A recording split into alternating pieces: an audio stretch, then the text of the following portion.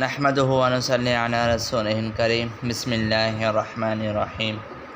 सूरतुन निसा जो ख़ुलासो अवांजे साम्हूं बयान थियो हो।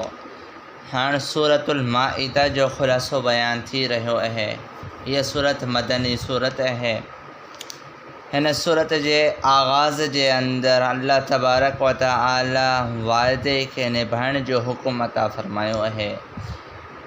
सूरह माइदा जी माना माइदा चवनि था दस्तरख़ाने खे।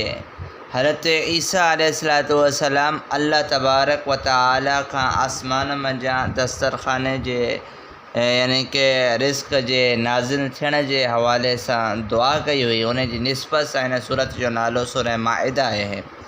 या अय्युहल्लज़ीना आमनू औफ़ू बिल-उक़ूद। इन आयत जे अंदरि अल्लाह ताला अहद खे, पैमान खे, वाइदे खे, अक़दनि खे निभाइण जो हुकुम अता फ़रमायो आहे।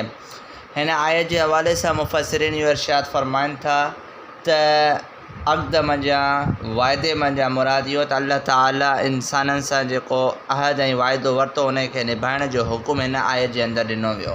ऐं माण्हू हिक ॿिए सां जेको वाइदो कनि था उन खे निभाइण जो जेको हुकुम आहे उहो बि हिन आयत जे अंदरि मौजूदु आहे।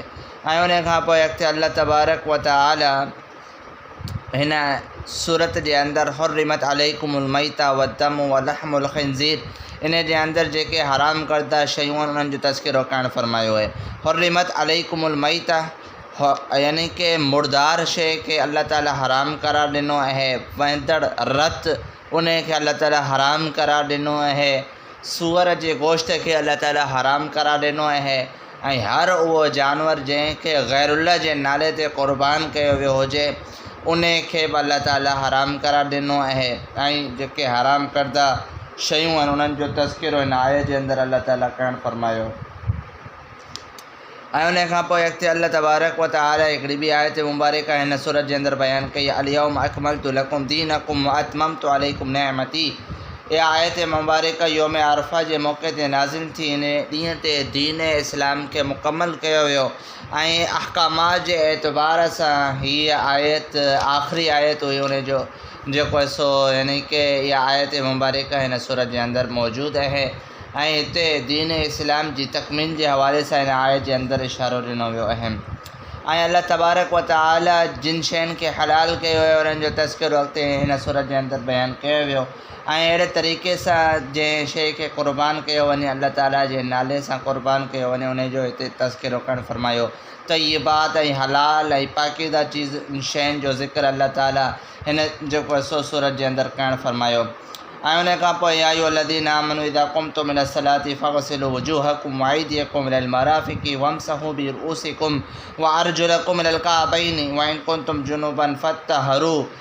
हिन आयत जे अंदरि अल्लाह तबारक व तआला ईमान वारनि खे इहो हुकुम ॾिनो आहे। ईमान वारो जेॾीमहिल अवां निमाज़ जी तरफ़ इरादो कयो था तव्हांखे खपे तव्हां पंहिंजे चहिरे खे धो ऐं पंहिंजे जेको सो हथनि खे ठूंठुनि समेत धो ऐं पंहिंजे मथे जो मसो कयो ऐं पंहिंजे पेरनि खे भेरियुनि सूधे धो।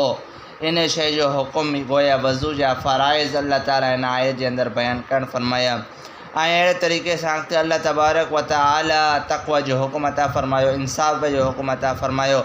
ऐं बनी इसराइल जे मथां अल्लाह ताला जेके नेमतूं कयूं हुयूं उन्हनि जो तज़किरो करणु फ़रमायो हिन सूरत जे अंदरि। इहो मुख़्तसरन ख़ुलासो मुख़्तसर अंदाज़ जे अंदरि अवांजे साम्हूं बयानु थियो।